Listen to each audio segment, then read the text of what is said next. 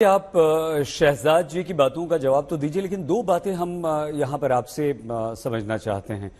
पहला ये, अगर दो देश अपनी सीमा के लिए, अपने विभिन्न मुद्दों के लिए एक दूसरे से लड़ते हैं और सेनाएं आमने सामने होती हैं, तो क्या आपको लगता है कि वही युद्ध होता है? और हमास को अगर आप आतंकवादी संगठन नहीं मानते हैं या आप उसे अपने लोगों की लड़ाई के लिए लड़ने वाला एक गुट मानते हैं, तो क्या जिन महिलाओं, बच्चों का, बुजुर्गों का अपहरण किया गया है, 200 से अधिक लोगों का, और वो भी विभिन्न दुनिया के विभिन्न देशों के लोग उसमें शामिल हैं, वारिस पठान जी, आप इसका समर्थन करते हैं कि आप इस कृत्य को सही मानते हैं? देखिए सईद भाई, मैंने सबकी बात बैठ के सुना। मैं शहजाद पूनावाला जी की बात और उनके जो पहले यानी वो जो ब्लैक कोट में बैठे जनरल जो एक्सपर्ट है जी, दोनों की बात का मैं जवाब देना चाहूंगा। जरा मुझे आराम से जरा बोलने दीजिए। देखिए, with due respect to general साहब, ये एक मिलिट्री एक्सपर्ट बन के बात नहीं कर रहे थे, ये इसराइल का स्पोक्स पर्सन बन के बात कर रहे थे। ये जंग की बात थी, दोनों की तरफ की इनको बात करना चाहिए था। उन्होंने एक भी बार ये नहीं कहा कि जंग का जो कानून है वो ये कि किसी का light, electricity, water, food supply बंद नहीं कर सकते। इन्होंने एक भी बार ये नहीं कहा कि इजराइल जो फास्फोरस यूज कर रहा है बॉम्ब में वो इलीगल है, बैंड है, वो इजराइल इस्तेमाल नहीं कर सकता।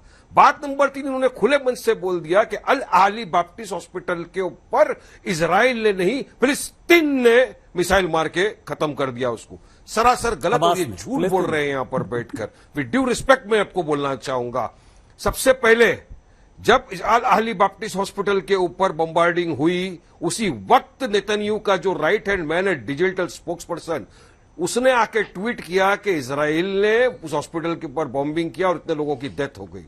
उसके बाद में उसने ट्वीट डिलीट किया। फिर इजराइल ने एक वीडियो डाला कि हमास ने किया, उस वीडियो को डिलीट किया। इजराइल झूठ बोलने का आदी है, इजराइल झूठा नंबर 1 है। 1996 काना मैसेकर हुआ था, आपको याद होगा तो, साउथ लेबनन के अंदर इजराइल ने कहा कि वहां पे सब जमा हो जाइए रेफ्यूजी।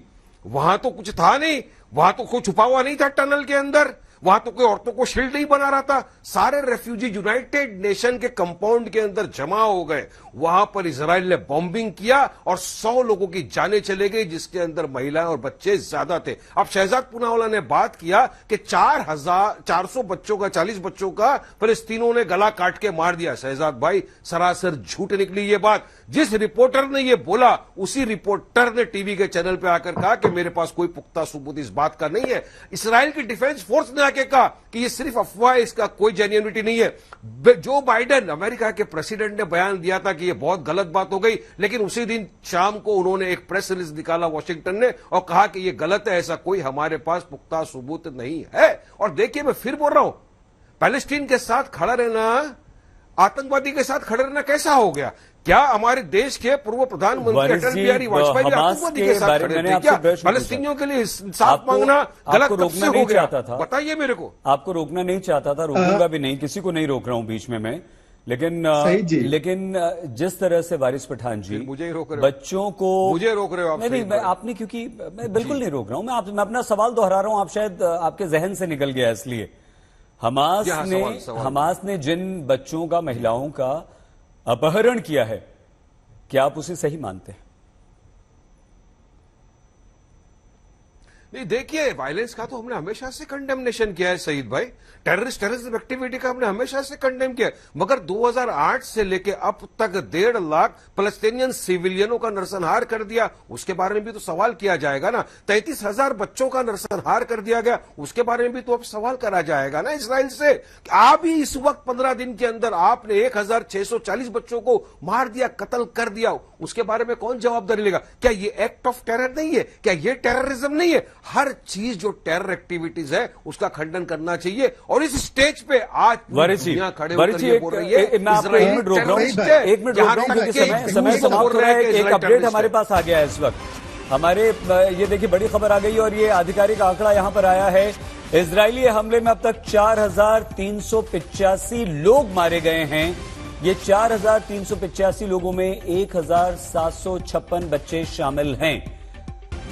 ये अपडेट इस समय आया है। शहजाद जी, शहजाद जी, आपको लगता है जो सवाल हमने जनरल मेस्टन से पूछा, जो प्रश्न हमने एयर मार्शल चोपड़ा से पूछा, हम आपसे वही समझना चाह रहे हैं। आपको लगता है, आप ये मानते हैं कि निर्दोष लोग मारे जा रहे हैं, बच्चे मारे जा रहे हैं? जो तस्वीरें अगर आप शहजाद जी, आप भाई अगर आप देख पा रहे हो, तो ये तो कई के कई बिल्डिंग, क्या इतना हमास पूरे फलस्तीन में, इस इलाके में, गजा में क्या पूरा हमास ही हमास है जो कई सुनिए तो सैकड़ों बिल्डिंग्स, कई 100 बिल्डिंग्स को उड़ा दिया गया और 1756 बच्चे। क्या बदला लेने की सनक में अगर उन्होंने गलत किया, अगर एक आतंकवादी संगठन बच्चों का अपहरण करता है, मारता है बच्चों औरतों को, तो आप भी मार देंगे? ऐसे तो दुनिया कैसे बचेगी? सईद जी, मैं आपको दोनों पक्ष से एक बात रखना चाहता हूं। देखिए, बीच में ना बोले, एक एक करके बात रखते हैं।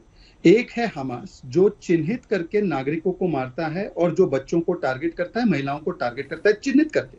और हमास के चार्टर में लिखा है कि इजराइल और यहूदियों को नस्तनाबूद करना है, दुनिया की उसको उजाड़ कर रख देना है, ये उसके चार्टर में है।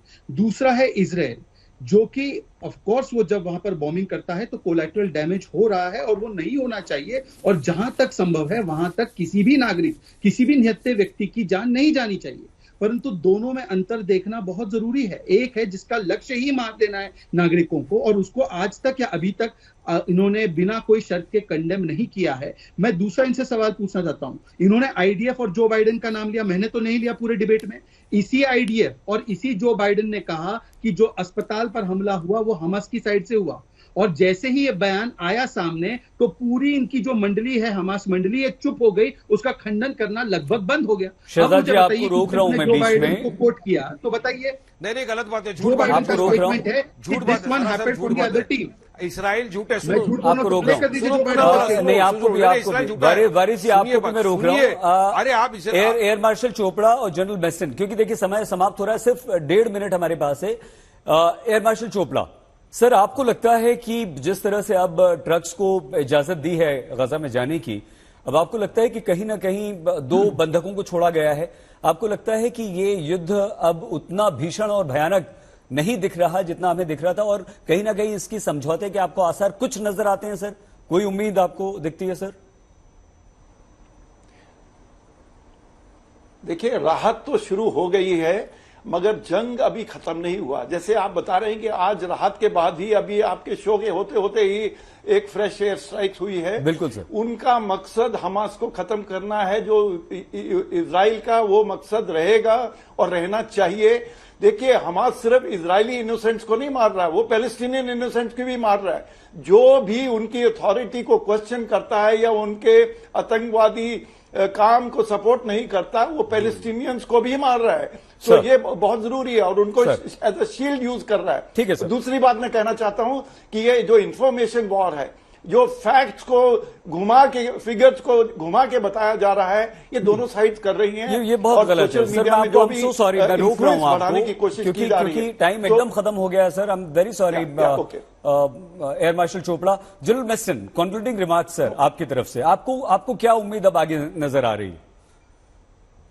कंक्लूडिंग रिमार्क्स, पहली बात, उम्मीद नजर आ रही है, ये जो पीस कॉन्फ्रेंस हो रही है इजिप्ट में, कैरो में, इसका कोई होप है।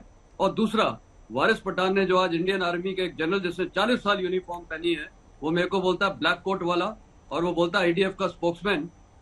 ये तो इनकी दिखाता है कि इनके, मुझे आपका नाम नहीं मालूम था, फिर ड्यू रिस्पेक्ट मैंने आपको बोला है, मैंने आपको फिर ड्यू रिस्पेक्ट बोला है। आप मुसलमानों के प्रति इतना कॉम्पोलेशन नहीं रख सकते।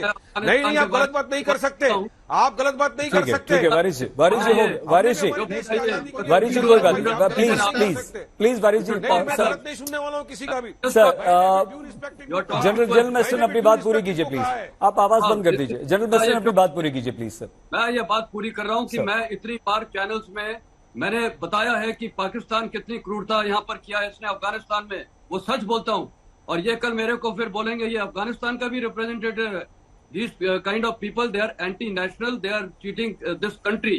ये लोग तो बिल्कुल सर, उम्मीद आपको नजर आती है इस वॉर को खत्म होने की? कोई पॉजिटिव आपको कुछ नजर आता है जनरल मेस्टन? मैं आज तक पहली बार किसी डिबेट में आर्ग्यू नहीं किया हूँ, जनरल मेस्टन, लेकिन ये आदमी मेरे को ब्लैक कोट वाला बोलता है।